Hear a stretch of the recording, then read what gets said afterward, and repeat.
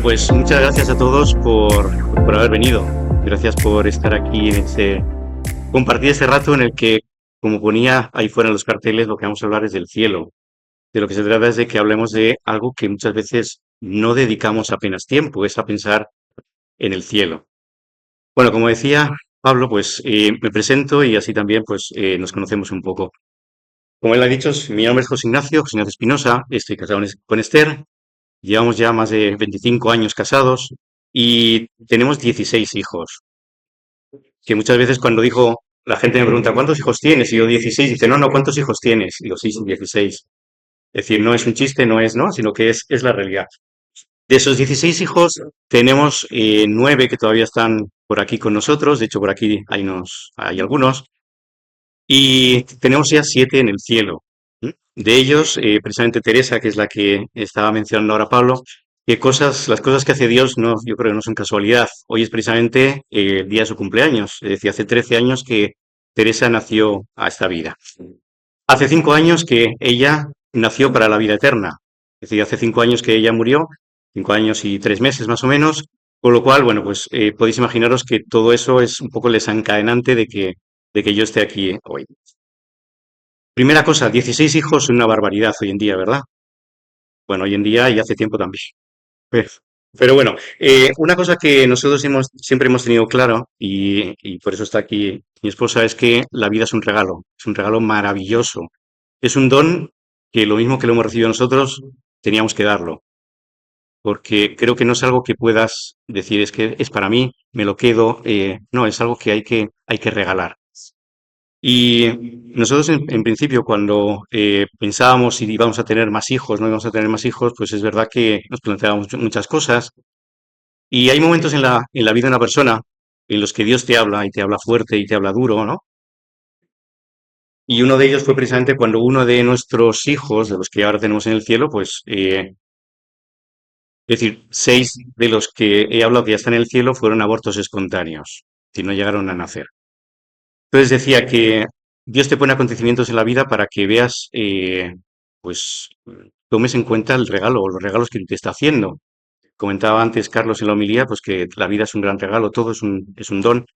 Y es verdad, y cuando te das cuenta de que estás racaneando con ese don, pues es cuando te tienes que replantear cosas. Me refiero que nosotros estábamos ya un poco asustados con el número de hijos que teníamos y decíamos, bueno, ¿dónde vamos nosotros? Vamos a poner el freno. Y cuando te das cuenta de que pones el freno y Dios va más allá, es decir, que Dios es el que hace realmente la historia y Dios te regala un nuevo hijo, dices, pues debe ser que es que Dios es el dueño de la vida, es el Señor de la vida. No nosotros, ni como padres, ni como, ¿no?, hombre, mujer, sino que Dios es realmente el Dios de la vida, el Dios del amor, y el que da, y el que regala la vida cuando y como quiere. Decía que eso, que Dios nos regala una vida cuando no la esperábamos, cuando de hecho estábamos cerrados a la vida, ¿no? Entonces es como un poco llamativo que Dios diga, no, no, yo soy el dueño de la vida, no tú. Y Él nos regaló un nuevo hijo, pero ese hijo, al cabo de cierto tiempo, pues se fue al cielo. ¿Mm? Entonces, daros cuenta de cuando tú, mm, pues eso, te das cuenta de que no eres el dueño de la vida, sino que Dios te la da y te la quita cuando quiere. Te la da y te la quita cuando quiere. Entonces, bueno, pues eso a nosotros nos hizo pensar mucho y decir, oye, realmente nosotros somos padres, efectivamente, pero el que nos está dando la vida es Dios. Entonces, como os decía, Dios te da la vida y para nosotros fue, desde entonces, cada uno de nuestros hijos ha sido un regalo inmenso. No quiere decir que los anteriores no, ¿eh? Es decir, todos han sido un regalo inmenso, pero eres más consciente de que la vida es un don. Y la verdad es que eso es un don y te das cuenta de lo que vale una vida cuando esa vida, pues, se va, ¿no? Es cuando realmente se te remueve todo por dentro. Y es lo que nos pasó con Teresa. Teresa, pues con 7 añitos, de forma totalmente repentina, espontánea, sin aviso, pues se fue al cielo. ¿Mm? Es decir, de un día para otro, por la mañana fue al colegio, por la tarde había fallecido. Es decir, algo repentino y algo que no te esperas y que no sabes, pues qué ha pasado. No sabes qué ha pasado. Es en el momento ese en el que todo se te revuelve por dentro, te das cuenta de que, verdad, no eres tú el dueño de la vida, de que Dios dispone de ella cuando quiere y como quiere, y que llegado un momento todos yo creo que tenemos una especie de fecha de caducidad y eso es así, ¿no? Es decir, que el día que te toca, te toca. es así. Ya te puedes poner, ya te puedes hacer todo lo que quieras, que el día que está marcado te vas a ir. Imaginaros lo que supone el que muera un hijo. Los que sois aquí padres, pues no sé si os lo planteáis, si sois capaces de ver lo que es el drama, ¿no? Que supone el que un hijo se te muera. Primero porque te planteas si eres buen padre, te planteas un montón de cosas, ¿no? De si realmente sirves, si no sirves, si buscas culpables, buscas qué ha pasado, si ha sido una negligencia, si ha sido un problema, qué ha sido, ¿no? No sabes muy bien qué es lo que ha pasado. Y como último responsable, como último culpable, pues encuentras a Dios, ¿no? Es decir, ¿por qué te la has llevado? Es la pregunta que te surge siempre frente a la muerte. Yo creo que todos tenemos experiencia de muerte, todos, absolutamente todos, y muchas veces nos habremos planteado una pregunta parecida. ¿Por qué? ¿Por qué ahora? ¿Por qué te la has llevado? ¿Por qué te la has llevado a ella? ¿Por qué en la flor de la vida, con todo lo que tenía por hacer, con todo lo que hemos vivido juntos? ¿Por qué? ¿Por qué? ¿No? Entonces, realmente es algo que te remueve los cimientos de tu vida, totalmente. Yo estuve, pues, mucho tiempo buscando respuestas. Eh, yo soy una persona de fe y lo que me gusta es buscar respuestas preguntándole a Dios. Entonces yo lo que hice es, pues, preguntarle muchas cosas, preguntarle eso, el por qué, preguntarle qué habíamos hecho mal, ¿no? Muchas veces piensas que la muerte de una persona querida es culpa, ¿no? Incluso tuya. ¿Qué he hecho yo para que, por qué no me has llevado a mí en vez de a ella? No sé si también os ha pasado algo parecido, pero realmente muchas veces te planteas el porqué de la muerte. Y me llevó pues eso a plantearme el porqué de la muerte. ¿Por qué existe la muerte, no? Y si realmente Dios quiere la muerte del hombre, si no es algo que quiera Dios, si es un castigo, si no es un castigo, me planteé muchas cosas. Y de hecho tuve, pues, podríamos decir, una crisis de fe. El decir, oye, ¿Dios me quiere o no me quiere? ¿Dios quería a mi hija o no la quería? Porque si se ha muerto, a lo mejor es que no la quería a ella. O es que no me quiere a mí, o es que me está haciendo pagar a mí. No sé, te planteas muchas cosas. Eh, con el tiempo, pues vas encontrando respuestas. Y es un poco lo que vengo también a compartir con vosotros. Y es que la muerte no se queda, ¿no? La muerte no es el final. La muerte no es el final. Yo entre esas cosas que fui descubriendo es que de verdad Dios es amor. Gracias a Dios yo tengo la experiencia de muchos años de descubrir que Dios me quiere y me quiere con locura. Lo decía ahora también Carlos en la homilía de la misa, que Dios nos quiere a cada uno con una locura que no os podéis ni imaginar. Entonces, si yo tengo esa experiencia, tengo la experiencia de que Dios me quiere, no puede ser que Dios de repente ya no sea amor, que ya no me quiera, que ya no le quiera a Teresa. ¿Cómo no va a querer a Teresa, a una niña de 7 años? Entonces tiene que haber algo más, ¿no? Tiene que haber alguna respuesta para que esto tenga sentido. Bien, entonces me empecé a plantear, vamos a ver, si Dios me quiere, si Dios quiere a Teresa, ¿por qué se la ha llevado? ¿Por qué ha muerto Teresa? ¿Por qué no muere tanta gente que voy a morir por ahí, ¿no? Pero, ¿por qué una niña de 7 años? Es decir, ¿qué sentido tenía aquello? Con el tiempo, pues fui pensando y dándole vueltas a eso, ¿no? Primero pensando también dónde estaba Teresa, cómo estaba Teresa, ¿m? Pensando que si Dios existe, el cielo existe. Es decir, eso yo creo que es una conclusión también bastante lógica. Es decir, que no puede ser que nuestra vida se acabe en la tumba. No puede ser. Porque eso querría decir que Dios no nos quiere. Si Dios nos ha creado para algo, nos ha creado para ser felices, para ser felices. Yo no sé aquí lo felices que sois cada uno de vosotros, pero si pusiéramos una escala de 1 al 10, probablemente al 10 no llegábamos nadie, ¿verdad? Sino que, bueno, pues más o menos vamos tirando con la vida, más o menos la llevamos, pero si Dios nos ha hecho para ser felices es porque eso no toca aquí del todo. Aquí vamos a empezar a ser felices, vamos descubriendo ese ser felices, pero evidentemente el ser felices será en el cielo. ¿Sí? Entonces, yo me convencí de que Teresa estaba en el cielo, pero me quedaba la cuenta pendiente de, bueno, ¿y por qué? ¿Por qué la muerte? Si la muerte al final parece lo peor. Si no, preguntaoslo vosotros, ¿qué pensáis de la muerte? ¿Qué pensáis de la muerte? Porque estoy seguro de que prácticamente todos vemos como lo peor que nos puede pasar. Lo peor. Es decir, siempre cuando muere alguien, ¿qué decimos? Ay, pobrecito, pobrecita, qué desastre. Uf, lo peor. A cualquiera que preguntes, una enfermedad puede ser mala, que pierdas el trabajo, que tengas problemas económicos, que tengas problemas familiares, pero lo peor siempre es la muerte. Yo dije, aquí algo falla, aquí algo falla. ¿Cómo es posible que la muerte sea lo peor? Me acordaba de una frase que a mí me ha ayudado mucho, una frase de San Pablo, que decía que morir es con mucho lo mejor. Morir es con mucho lo mejor. Yo decía, alguien no ha entendido algo. O yo no lo estoy entendiendo, o San Pablo no lo entendía. Y estaba, era un poco, ¿no? Estaba aleluyado. Es decir, que se le había ido la cabeza y no veía el problema de la muerte. Pero a mí me ha ayudado mucho. Me ha ayudado mucho a entender realmente lo que es la muerte. Bien, entonces, pues con el tiempo, con mucha oración, es cierto, mucha oración y poniendo a Dios, pues en el centro, diciendo, Señor, ayúdame. Primero, consuélanos. Consuélanos porque el tiempo de duelo, todos los que habéis sufrido la muerte de un ser querido sabéis lo que es muy difícil, es terriblemente difícil, es un tiempo de redescubrir muchas cosas, ¿no? Dentro, por ejemplo, de nuestra relación como matrimonio, pues todos los problemas que hubo también. ¿Por qué? Pues porque cada uno lleva el duelo de una forma diferente. ¿Eh? Y el duelo es ese tiempo, ese proceso de volver a descubrir otra vez el sentido de la vida. ¿Eh? Cuando muere una persona muy querida, empiezas a preguntarte si la vida tiene sentido. Porque si la muerte no tiene sentido, la vida tampoco lo tiene. O la vida pierde mucho sentido. O no acabas de encontrarle todo el sentido a la vida. ¿Mm? Entonces yo dije, hay que encontrar sentido a la vida porque si no, mal vamos. Y entonces, ya os digo, con mucha oración y con ayuda también de personas con las que íbamos hablando, pues poco a poco fuimos saliendo de ese agujero negro que al final resulta el ser el duelo, ¿no? Que al final es un agujero negro. Buscando, pues eso, sentido, buscando, pensando dónde estaba mi hija, cómo estaba ella.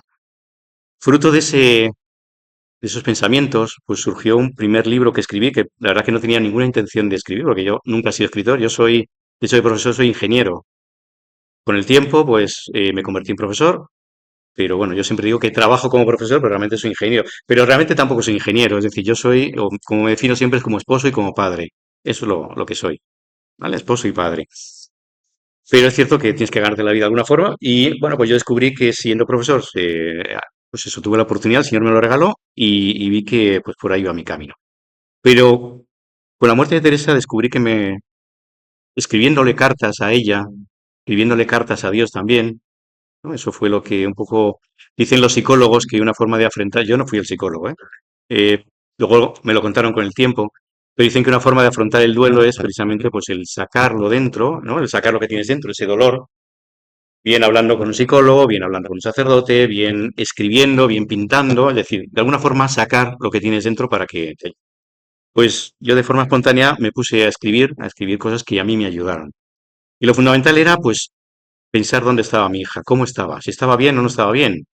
¿Mm?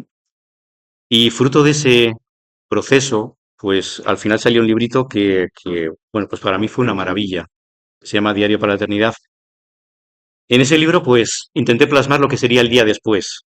Es decir, ¿has muerto? ¿Qué pasa después? ¿Qué hay en el instante después de que te mueres? ¿Qué encuentras? Porque yo creo que todos tenemos miedo a la muerte.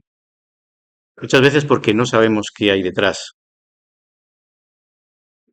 porque no sabemos si realmente hay cielo o no hay cielo, o no estamos seguros. En definitiva, porque nuestra fe ahí se tambalea mucho, se tambalea.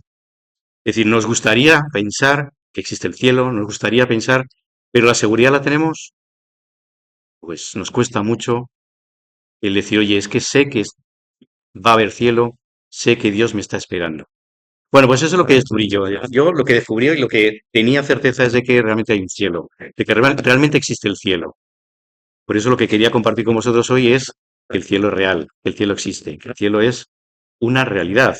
No es una idea bonita, no es un pensamiento que nos agrada para, ¿no? Para, eh, bueno, pues para que pase el trago, sino que realmente es de verdad. En este libro, pues eso, lo que plasmé fue básicamente has muerto, ¿qué te vas a encontrar? ¿Y a quién te vas a encontrar ahí? Y una cosa que tenía clara es que hay alguien siempre que nos va a venir a esperar, alguien que va a salir a nuestro encuentro, ¿m? Alguien que nos va a coger de la mano y te va a decir, no tengas miedo, que ya estás aquí. No sé si tenéis, bueno, conocéis un poco las experiencias estas cercanas a la muerte, ¿no? De gente que cuenta que oh, la luz al final del túnel. Mucha gente cuenta eso precisamente. Oye, pues es que me encontré a alguien que salía a recibirme. Bueno, pues es un poco lo que intenté reflejar en este libro, que es ese día después. Y descubrir sobre todo que en el cielo también tienes una misión, que esto no se acaba aquí. Que el cielo no es estar tocando todo el día el arpa o la lira, sino que realmente vamos a tener también una misión allí y que el cielo es algo impresionante, impresionante, impresionante. Este libro fue básicamente lo que a mí me ayudó pues a encontrarle sentido a la muerte y encontrando sentido a la muerte le encontré sentido a la vida. Fue el que me ayudó también a perder el miedo a la muerte, a perderlo completamente. Antes os decía, ¿quién no tiene miedo a la muerte? Yo ahora mismo podría decir que no tengo miedo a la muerte. Es decir, si mañana o ahora mismo me da aquí un pasmo, pues sé dónde me voy y sé con quién me voy. Hay un himno latino, no sé si es de laudes o de vísperas, que dice que el cielo se nos está llenando de rostros conocidos, de rostros queridos. Y es verdad. Es decir, cada vez tenemos más gente querida y conocida allí esperándonos. Entonces, él decía, oye, si me muero ahora, sé que hay un montón de gente ya conocida y querida que me está esperando allí, que me va a salir a recibir. Y entre ellos la Virgen María, entre ellos el mismo Jesucristo.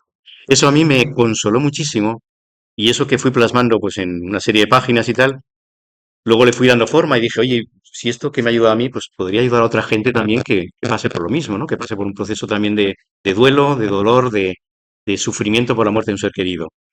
Y dije, ¿por qué no publicarlo? Y entonces me lancé a la aventura de publicarlo y eso fue este primer librito. También dije, con el tiempo, ¿no? Viendo que le había gustado mucho a la gente, pues dije, me animé a seguir escribiendo, ¿no? Y dije, pues mira, esto está bien, está chulo, esto de escribir, me gusta, ¿no? Me gusta mucho escribir. Pero pensé, hay algo que le falta a esto. Esto es el día después, cuando ya te has muerto, ¿no? Pero faltaba algo y es el que se queda, el que se queda. Es decir, nosotros en este caso, ¿no? ¿Cómo nos quedamos? ¿Hay algo que se puede hacer, algo que ayude a vivir ese proceso, ese tiempo, ese dolor que se te queda en el alma? Porque al final el duelo es una herida abierta y una herida que tarda mucho en cerrar. Puedes buscar ayuda y evidentemente te va a ayudar un psicólogo, te va a ayudar un sacerdote, evidentemente, sin duda. Pero el que te va a curar y el que te va a sanar la herida es Dios. Sin duda. Dios es el único que te puede sanar la herida. Entonces dije, creo que a esto le falta algo. Y es hablar del que se queda aquí. Entonces, bueno, pues me puse a escribir y salió eh, otro librito que es de aquí, Cartas Eternas, en el que, bueno, pues lo que dije fue, ¿qué se puede hacer cuando tú eres el que se queda? Realmente el que se ha ido, el que ha partido al cielo, está estupendamente, estupendamente. Pero el que se queda es el que se queda hecho polvo. Es así. Es decir, el que sufre realmente es el que ve que su vida ha quedado truncada. ¿M? Yo siempre pienso que, o siempre digo que la muerte es como si te amputaran un miembro, ¿no? Te amputaran una mano. Y te puedes seguir viviendo, sí, pero siempre te va a faltar algo. En este caso, alguien. Siempre te va a faltar alguien. Entonces, volver a aprender a vivir sin una mano, sin un pie, sin un dedo o sin una persona a la que quieres tanto, pues es complicado. Se puede, sin duda, sin duda. ¿Vale? Y eso es lo que intenté reflejar también en este segundo libro, porque al final, si os dais cuenta, nuestra vida está como jalonada con la muerte de muchas personas. Es decir, desde que somos pequeñitos, yo tengo recuerdos el primer recuerdo que tengo de la muerte de alguien fue con 5, no, con 6, 7 años más o menos, que murió un compañero de clase. Y desde entonces, pues han ido muriendo muchas personas, ¿no? Entonces, ama, hay que saber vivir también esos momentos en los que alguien te empieza a faltar y te das cuenta de que las cosas de la vida no te valen, ¿no? Que las palabras muchas veces de la gente no te valen tampoco. Que la gente te intenta consolar y no lo consigue, ¿no? Que muchas veces hay muchas frases hechas, pero no te consuelan, sobre todo cuando el dolor es tan grande. Entonces, bueno, pues simplemente aquí intenté reflejar esa situación del que se queda y cómo puede volver a vivir. cómo puede volver a respirar, cómo puede volver a aprender a amar la vida. Bueno, y esto fue básicamente, pues eso, este describía el cielo, este era la tierra. Entonces dije, si ya tengo cielo y tengo tierra, me falta algo, ¿no? Algo para cerrar esa trilogía, podríamos decir. Y entonces dije que me faltaba hablar del infierno. Y ese es el tercer libro, que es el que tengo por aquí, ¿vale? El infierno. Luego hablaré un poquito más de esto, pero bueno. A lo que venía a hablar es del cielo, ¿vale? Del infierno, ya os digo que aquí hay cosas muy interesantes, pero bueno, lo que quiero es hablar del cielo. Y me planteaba, ¿no? Cuando preparaba esta charla, me planteaba por qué hablamos tan poco del cielo, ¿no? Es decir, que si os dais cuenta, cuántas veces o cuánto tiempo nos dedicamos a hablar del cielo con conocidos, con prácticamente nada, prácticamente nada. ¿Con quién puedes hablar del cielo? Quizá con gente al que se le ha muerto alguien, pero es que tampoco nos atrevemos a hablar con, ¿no? La muerte nos da tanto respeto que si alguien ha tenido un fallecimiento en la familia o muy cercano, tampoco nos atrevemos a hablar. No sabemos cómo acercarnos, no sabemos cómo decirle, no sabemos cómo, ¿no? Como mucho le damos un beso, dos besos, lo siento mucho, te acompaña el sentimiento, pero no sabemos más allá qué decirle ni qué hacer, ¿no? Es difícil hablar del cielo. Es difícil hablar del cielo también porque mucha gente no quiere hablar del cielo. La gente que no cree en Dios, la gente que no cree en que exista el cielo, hablarle del cielo es como hablarle, pues no sé, pues yo qué sé, de ciencia ficción, ¿no? De los universos paralelos de Marvel, o como hablarle de, yo qué sé, no sé, de cosas que ciencia ficción. Entonces, evidentemente, con la gente que no cree es muy difícil hablar del cielo, pero están necesitados de oír hablar del cielo, aunque no quieran reconocerlo.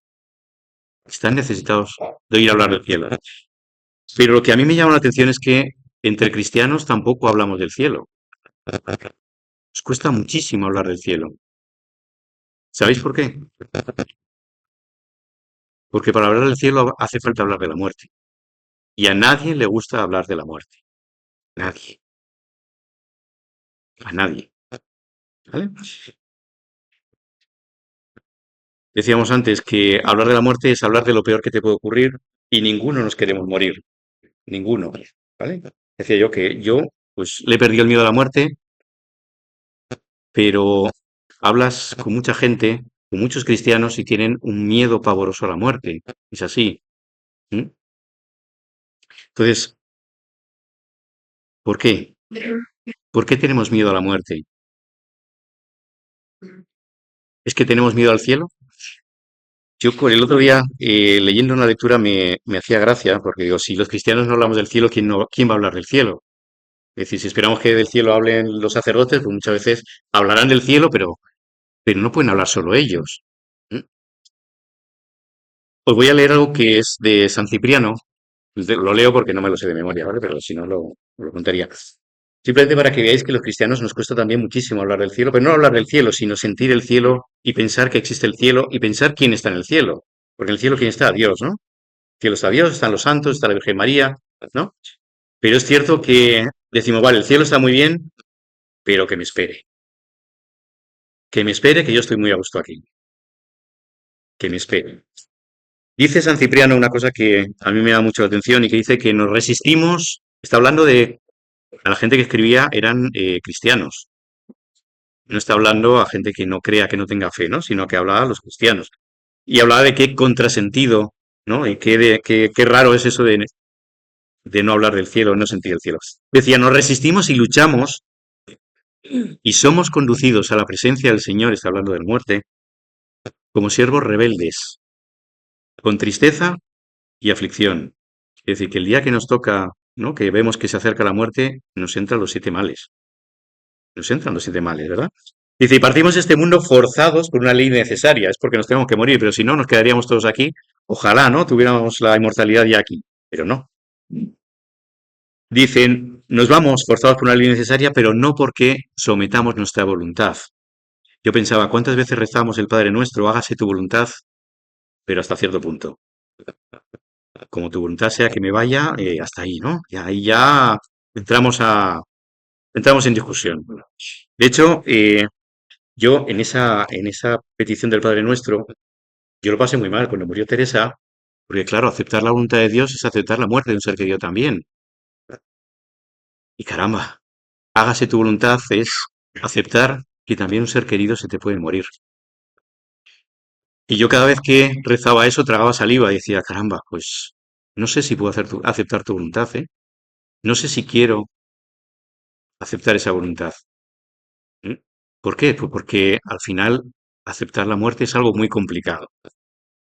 Sigue diciendo San Cipriano, dice, y pretendemos que Dios nos honre con el premio celestial aquel a cuya presencia llegamos por la fuerza. Es decir, nos tienen que llevar, ¿no? Te mueres porque te mueres, pero te tienen que llevar forzado, ¿no? Es decir, todavía pretendemos que nos regale el cielo. Dice también más adelante, dice, estemos dispuestos a cumplir la voluntad de Dios, cualquiera que ésta sea, cualquiera. Y rechacemos el temor de la muerte, el temor a la muerte, con el pensamiento de la inmortalidad. Es decir, somos inmortales, vamos a ser inmortales. Es decir, nos vamos a morir aquí, pero en el cielo vamos a ser inmortales. Dice, demostremos que somos lo que creemos. Si yo digo que soy cristiano, si digo que creo en Dios, que creo en Jesucristo, que creo en la resurrección, que digo en el credo constantemente, creo en la resurrección de la carne, ¿por qué me da miedo la muerte? ¿Por qué la muerte me aterra? ¿Sabéis por qué nos aterra? Porque la muerte no estaba en nuestro ADN. La muerte nos repele porque la muerte no era para nosotros. Porque el hombre no fue hecho para morir. El hombre fue hecho para ser inmortal. Conocéis el relato del Génesis, de ¿no? La caída de Adán y Eva, y como consecuencia de esa caída del pecado, Dios tiene que buscar un plan B. Un plan B. Dijo, qué pena que el hombre, si viviera eternamente aquí, sería un desgraciado. No podría disfrutar otra vez de estar conmigo, eternamente, eternamente feliz. Y eso es la muerte. La muerte es decir, vale, has pasado el periodo de prueba, te contrato, ¿vale? Te contrato.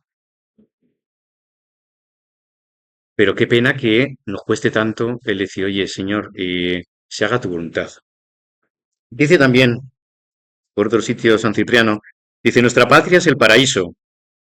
Nuestra patria es el paraíso. Aquí estamos de paso, aquí somos caminantes, aquí estamos como en la carretera, ¿vale? Llegará un día en que lleguemos a nuestra casa y nuestro hogar es el cielo. No estamos hechos para la tierra, no estamos hechos para vivir aquí. Os decía, Dios no nos pensó para vivir aquí, para que estuviéramos aquí siempre. Por eso os decía también ese sentimiento que tenemos de que, oye, que cómo me cuesta pensar en la muerte, qué repelús me da la muerte, es porque cada célula de nuestro cuerpo dice que somos inmortales, que estamos hechos para la inmortalidad, que estamos hechos para vivir para siempre y que estamos hechos para vivir para siempre con Dios. Por eso nuestro cuerpo grita, oye, yo no quiero morir, es que no estoy hecho para eso, no estoy hecho para eso. Mi cuerpo grita y sobre todo mi alma, si tuviera células mi alma, diría también cada célula de mi alma, diría yo no quiero morir y de hecho no voy a morir. Pero es cierto que nuestro cuerpo se nos ha dado para aquí, para esta vida. Nuestro cuerpo sí tiene que morir necesariamente, pero ya sabéis que el alma es inmortal. El alma es inmortal. Este cuerpo lo dejaremos aquí, pero es cierto que cuando lleguemos al cielo, nuestra alma seguirá viviendo y seguirá viviendo también con un cuerpo diferente, un cuerpo glorioso, que yo creo que es lo que Dios nos quiere regalar. Dice también San Cipriano que la patria es el paraíso y que allí nos espera un gran número de seres queridos. Allí nos aguarda el numeroso grupo de nuestros padres, hermanos e hijos, seguros ya de su suerte, pero solícitos aún de la nuestra. Es decir, ellos ya lo tienen claro. Hay alguien que decía, da lo mismo que creas en Dios, en el momento de tu muerte creerás en Dios. Es decir, en el momento que te presentes delante de Él dirás, ah, pues era verdad. era verdad que Dios existe, ¿no? Cuando te presentes ahí delante de Jesucristo y digas, pues mira, pues era verdad todo lo que me contaban, ¿no? Incluso los ateos creerán, porque no tendrán otra opción, es decir, se verán delante de Cristo. Y dice también, ya para terminar este trocito, dice, en el reino celestial no existirá ya el temor a la muerte, sino que la vida será una vida sin fin. Entonces decía, tenemos miedo a la muerte porque estamos hechos para vivir y estamos hechos para la vida eterna. Entonces, la muerte es verdad que nos repele. ¿Qué es lo que ocurre? Que en la sociedad en la que estamos, la gente, la sociedad en sí, aparta la muerte, la esconde, porque nos da mucho miedo. Por eso los cementerios los alejamos de las ciudades. ¿Dónde está el cementerio de Móstoles? Pues allá perdido, en mitad del campo. ¿Dónde está el cementerio de Alcorcón? También perdido por ahí, en mitad de la... ¿no? Alejamos la muerte porque nos da miedo. Pensamos que si miramos para otro lado, pues que la muerte va a pasar de largo. No es verdad, ¿no? No es verdad. La sociedad nos convence de que hay que mirar hacia otro lado, de que hay que vivir, de que... Pero es que nuestra vida no es aquí, no está aquí. Nuestra vida, de verdad, la vida de feliz, está en el cielo. ¿Qué es lo que ocurre también? Que el cielo, cuando hablamos del cielo, ¿cómo es el cielo? ¿Podríamos decir alguno cómo es el cielo? Complicado, ¿verdad? A mí, yo lo he pensado mucho últimamente, porque si os dais cuenta, el que mejor podría hablar del cielo era Jesucristo. Jesucristo podría haber dicho, mira, es así, así, tiene estos colores, estos paisajes, estos animales, estos... No dijo absolutamente nada. ¿Qué es lo que dice Cristo cuando habla de el reino de los cielos? El reino de los cielos se parece a, se parece a, se parece a, pero no lo describe. Y eso me llamó mucho la atención, porque era el que podía haberlo descrito perfectamente. Y eso lo que a mí me ha llevado a pensar es que realmente no somos capaces de entender cómo es el cielo. Es decir, la maravilla que debe ser el cielo. Es decir, desborda completamente nuestra capacidad para entenderlo. Por eso, ni siquiera Cristo nos dijo es así o así o así, sino simplemente daba como ciertas pinceladas de lo que era el cielo, de lo que es el reino de los cielos. ¿Mm? Estoy convencido de que el cielo, eso, excede todas nuestras capacidades para entenderlo, todas. Es decir, si intentáramos imaginarlo, es totalmente imposible. Yo lo intenté aquí, es decir, aquí he puesto, bueno, tanto en este como en el último libro, he puesto mi granito de arena de cómo podría ser el cielo, ¿vale? Pero evidentemente es una visión personal, ¿vale? Yo creo que el cielo es mucho más que cualquier visión que podamos tener nosotros. Es algo tremendo, algo impresionante. ¿M? Y os decía, es que es imposible plasmarlo en palabras. Es decir, yo creo que el pensamiento humano no es capaz de traducirlo en palabras. Por eso, si preguntas a alguien dentro de cualquier parte de la iglesia, no va a ser capaz de describir el cielo. ¿Cómo te describen el cielo? De hecho, te dicen, no es un lugar. ¿Qué dicen siempre del cielo? Que es un estado, ¿no? Es un estado. ¿Dices un estado? A nosotros que estamos, que siempre hablamos de, ¿no? Lugares, de tiempos y tal, no hablar de lugares y de tiempos es un poco, nos suena un poco extraño, ¿no? Dice, es un estado, dice la iglesia. ¿Por qué dice que es un estado? Porque yo creo que es estar junto a Dios, estar con Dios. Eso es el estado al que se refiere el cielo. No es estar aquí o estar allá. Es decir, cuando hablamos del cielo no estamos hablando de algo que está en Neptuno, que está en Orión o que está... No. Es decir, nuestro universo material es lo que es. Y de lo que estamos hablando es de algo que no tiene nada que ver con este universo material. Es algo todavía mucho más grande, mucho más impresionante. Tampoco son universos paralelos o son... No, son, es algo diferente. No tenemos ni idea de cómo será, pero será estupendo. ¿Mm? Entonces, el cielo es realmente estar con Dios. Es vivir para siempre, eternamente, con Dios. Y Dios que te va a dar todo lo que desea tu corazón. Absolutamente todo lo que desea tu corazón. Va a llenarlo completamente. Va a desbordar tu corazón de alegría junto al corazón de Dios.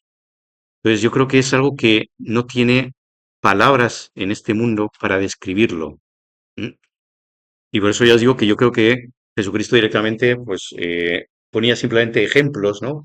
Símiles, ¿no? Para que intentáramos de alguna forma pues intentar ya entrever lo que es el cielo.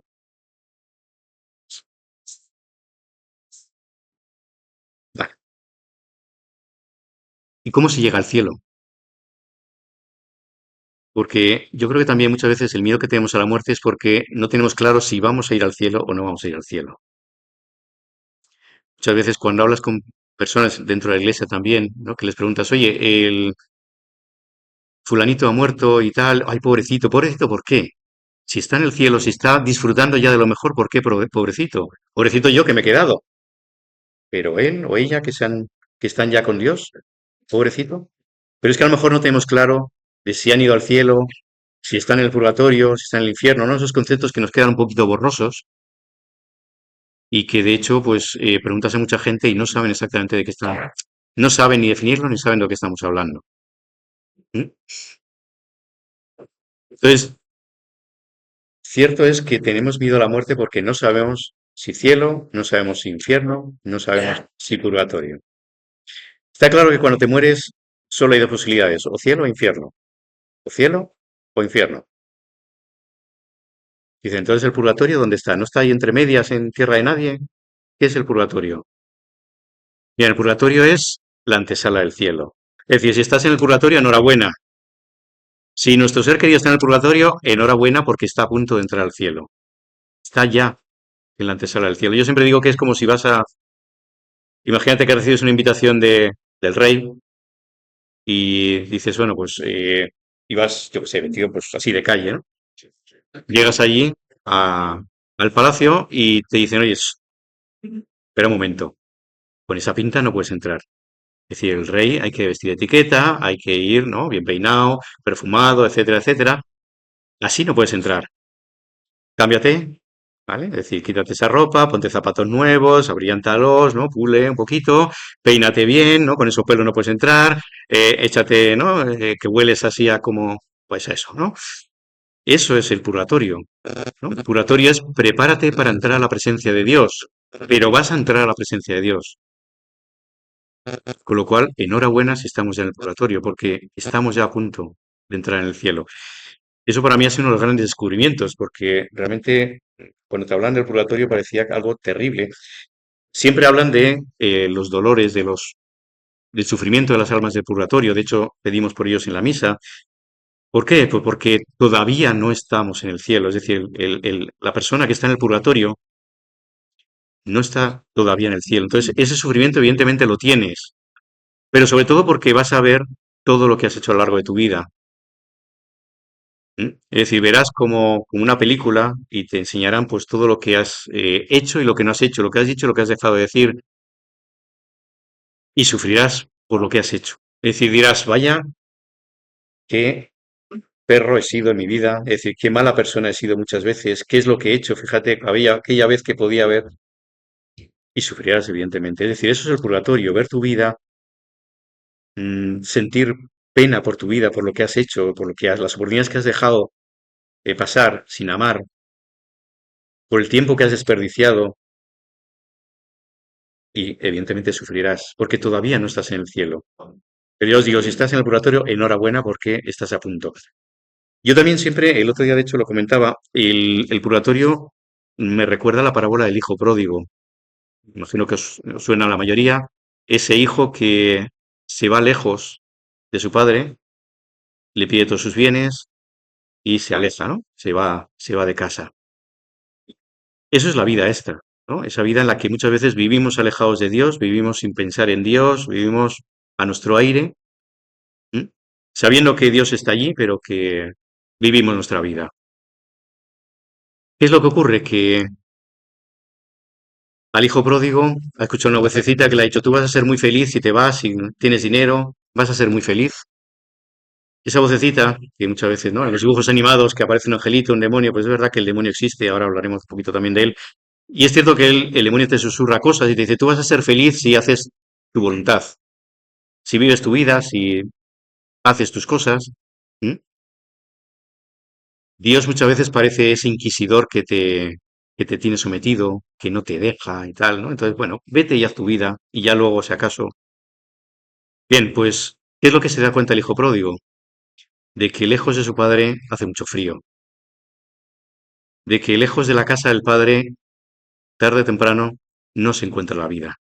Ve que ha estado perdiendo la vida, de hecho pierde todos sus bienes, pierde absolutamente todo, lo malgasta, malgasta su vida, y llega un momento en que cuando está comiendo las algarrobas con los cerdos que le dejan cuidar y tal, es cuando se da cuenta de que ha perdido su vida, de que la ha malgastado, y piensa, ¿y si volviera a la casa de mi padre? ¿Y si volviera allí? Eso que siempre pues lo tomamos como el símbolo o el signo de la reconciliación, ¿no? De la misericordia que tiene Dios con nosotros, del sacramento del perdón, pues yo lo veía también como una imagen del purgatorio. ¿Por qué? Porque en el momento que vuelve el hijo a la casa del padre, ¿qué es lo que hace el padre con ese muchacho o con ese hombre?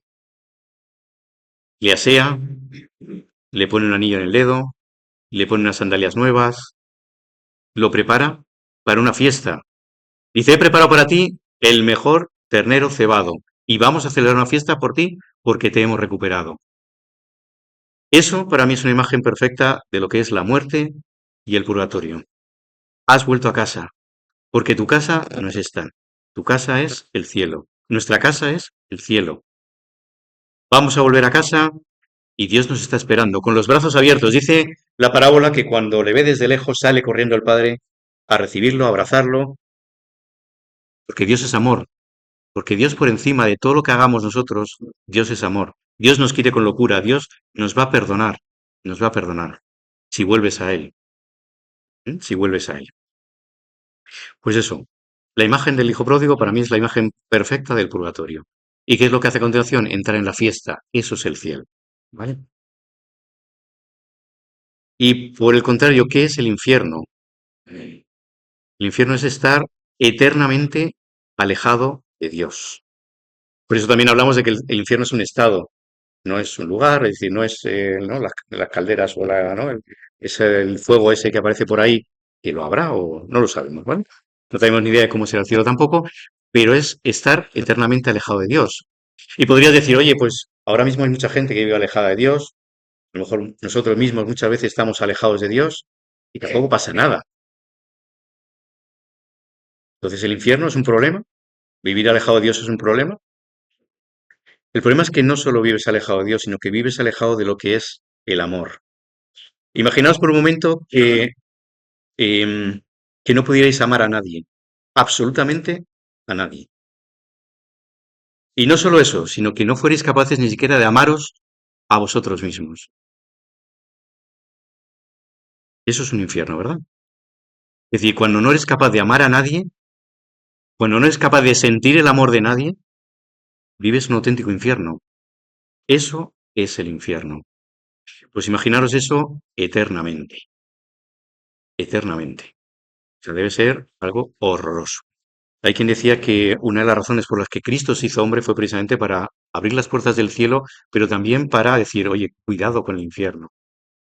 Debe ser tan horroroso el infierno que cuidado. En este tercer libro, pues lo que intenté fue, pues, reflejar de alguna forma también eso, ¿no? Hay capítulos que son, no sé, bueno, yo creo que muy, muy interesantes, que tratan también de describir de alguna forma lo que sería el infierno. Y también ver, es decir, una de las cosas que yo me he preguntado siempre es, ¿quién va al cielo, quién va al infierno? Es decir, ¿cómo se decide quién va a un sitio, quién va al otro? Entonces, por teoría sabemos que eso es el juicio, ¿no?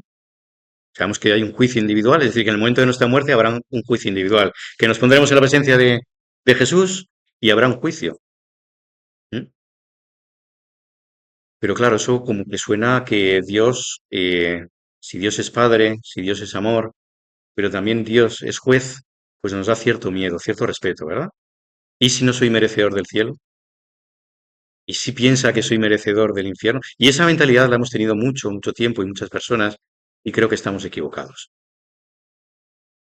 Tenemos un sacerdote aquí, si yo estoy equivocado, luego me corriges y me... Es decir, ¿quién va al cielo, quién va al infierno? No es un tema de que Dios diga, oye, tú te has portado mal, hiciste aquello, aunque es cierto que evidentemente todo eso va a contar, ¿no? Es decir, cuando Dios nos plantee, nos ponga delante también nuestra vida y veamos lo que hemos hecho y lo que no hemos hecho, os decía antes, yo no sé vosotros, pero a mí se me caerán lagrimones de ver todo lo que he hecho mal Todo lo que no he hecho, todo lo que he dejado de hacer, a mí se me caerán los lagrimones. Pero yo creo que Dios, por encima de todo eso, te va a decir, oye, ¿quieres entrar al gozo de tu Señor? ¿Quieres entrar en el banquete?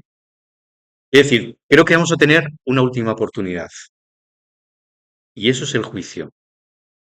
Esa última oportunidad de decirle sí o no a Dios, con Él delante, con Él delante. Os decía antes, en ese momento ya no habrá ateos, no existirán los ateos, porque teniendo a Dios delante, ¿quién va a ser ateo, no?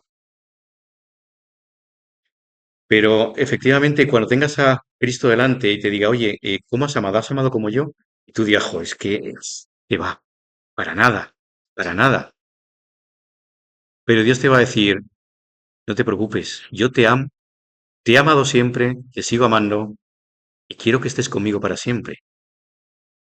¿Tú quieres o no quieres? Esa es la decisión fundamental. De hecho, si leéis el catecismo os dice precisamente eso. Cuando habla del juicio, os habla de que es una decisión nuestra. Si evidentemente Dios es el juez y va a decir, pero tú en tu libertad puedes decirle a Dios que no, también en ese momento. Es posible que se lo hayamos dicho a lo largo de toda nuestra vida, que le hayamos dicho, oye, mira, sí, pero más tarde. Sí, pero en ese momento cuando Dios nos pregunte y nos diga, oye, ¿quieres entrar en el banquete que he preparado para ti desde el principio de la creación o no? Y seguiremos siendo libres hasta ese instante.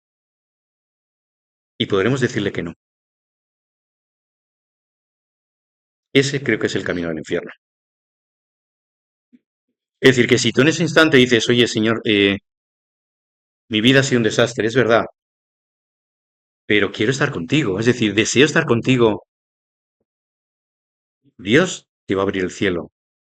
Evidentemente tendremos que purgar, ¿no? Lo que decíamos antes, tendremos que prepararnos, ese túnel de lavado que es el purgatorio, pero estoy convencido de que Dios, que es nuestro Padre, que nos ha creado para estar con Él eternamente, no va a decir, no, no, tú al infierno. Estoy convencido. ¿Mm?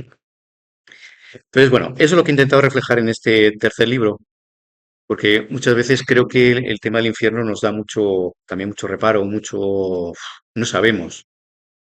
Es cierto que dentro de la iglesia también se habla a lo mejor relativamente poco del cielo, del infierno, del purgatorio, o se habla muchas veces cogido con pinzas.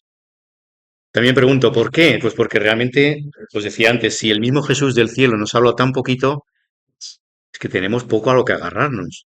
Tenemos, evidentemente, lo que dicen los evangelios, lo que dice toda la Biblia, tenemos todo lo que dice la tradición, pero realmente muchas veces es complicado. Yo también cuando escribí este libro leí testimonios de personas, de santos, ¿no? De personas que han sido consideradas, ya que están en el cielo por la Iglesia, que habían tenido experiencias de haber visto el infierno o de haber visto demonios, y la verdad que son escalofriantes. Es decir, el demonio debe ser algo, o sea, el infierno debe ser algo, más vale que no estemos allí, ¿vale? Más vale. Entonces, eso he intentado reflejarlo también aquí en el libro. Y hablando del demonio también, es una cosa bueno, también quería traerlo un poco hacia colación, porque muchas veces cuando hablamos del cielo, bueno, pues vale, sí, existirá y tal, el infierno, bueno, no lo sé, no lo tengo tan claro, ¿no? Pero de ángeles y demonios, parece que estamos hablando de gnomos o de elfos o ¿no? De personajes así casi mitológicos. No, los ángeles y los demonios son reales, absolutamente reales. ¿M?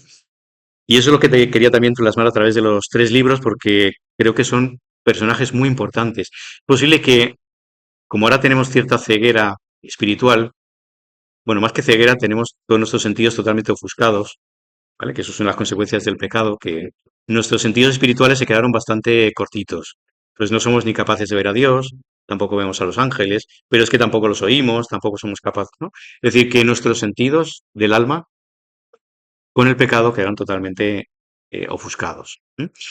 Entonces, una pena que no podamos escuchar a nuestro ángel, a los ángeles, ¿no? A que no tengamos esa oportunidad de decir, oye, es que los ángeles son reales y es que tengo uno a mi lado constantemente que muchos, yo creo, los tenemos estresadísimos.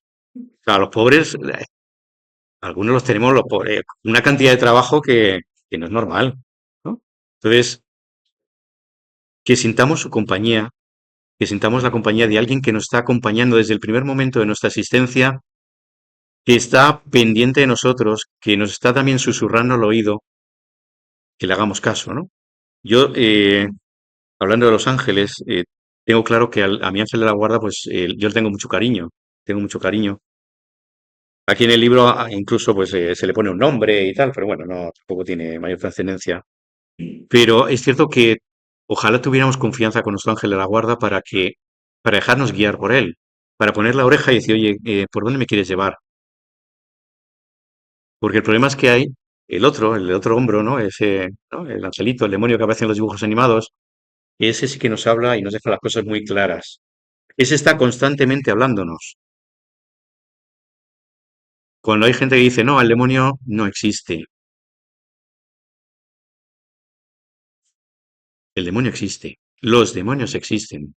¿Vale? Es decir, los demonios sabéis que son ángeles que se apartaron de Dios, que no quisieron seguir sirviendo a Dios, y no es uno ni dos, ¿eh? Es decir, fueron millares y millares y millares. Entonces, hay unos cuantos por ahí que lo que buscan es perdernos. Dice una lectura de San Pedro, bueno, una frase de la carta de San Pedro, que dice que el demonio anda como un león rugiente buscando a quien devorar. Hay mucha gente con la que ya no pierde el tiempo, porque directamente están en sus garras desde hace mucho. Pero es precisamente a los que hemos recibido los sacramentos, los que hemos recibido una palabra directamente de Dios, los que comulgamos a lo mejor semanalmente, a por los que va. Y va a estar constantemente, constantemente intentando atacarte. ¿Cómo? De las formas que menos os podáis imaginar. Por donde eres más débil, por donde eres más vulnerable, por ahí te va a atacar.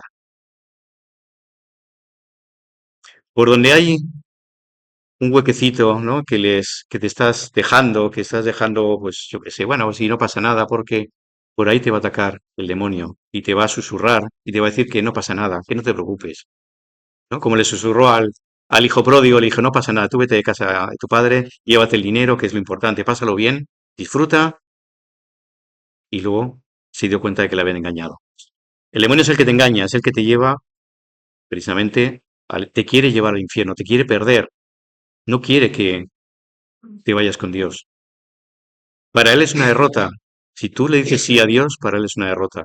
Y entonces se revuelve contra ti. ¿Mm? Entonces, ¿cómo se puede luchar contra el demonio? Bueno, también hablo muchas cositas sobre los demonios y tal. Esto es una novela, pero apasionante, ¿eh? Esta es divertida, es muy, muy divertida. ¿Cómo se puede luchar contra el demonio? Pues hay ciertas armas que yo creo que son fundamentales, ¿no? Una es la oración. La oración es importantísima, pero también los sacramentos. El sacramento de la reconciliación, el sacramento del perdón, ¿no? Decir, oye, Señor, ayúdame, me he equivocado, ayúdame donde sabes que no llego, sabes que soy un desastre, ayúdame tú, porque yo no puedo. ¿Mm? El sacramento de la Eucaristía, fundamental, el tener a Dios con nosotros, dentro de nosotros. ¿Mm? Todos los sacramentos son fundamentales. Entonces, esos sacramentos, la oración más o menos constante, diaria, si podemos, es lo que ahuyenta de alguna forma al demonio, pero evidentemente volverá una y otra vez y otra vez y otra vez. Y cuanto mejor persona seas, cuanto más convencido estés, cuanta más fe tengas, te atacará más. Sin duda, te atacará más. Entonces tienes que estar preparado también para ese combate, porque es un combate a muerte. Es un combate a muerte. También lo reflejo, ya no sé en cuál de los libros, también reflejo ese combate a muerte que hay entre bambalinas. Yo no lo veo, pero hay un combate a muerte por mi alma. Hay un combate a muerte y ahí está los ángeles y los demonios luchando. Y es una lucha a muerte, porque el que va a morir, si te dejas, eres tú. ¿Mm? Bueno, yo tampoco quiero cansar mucho más.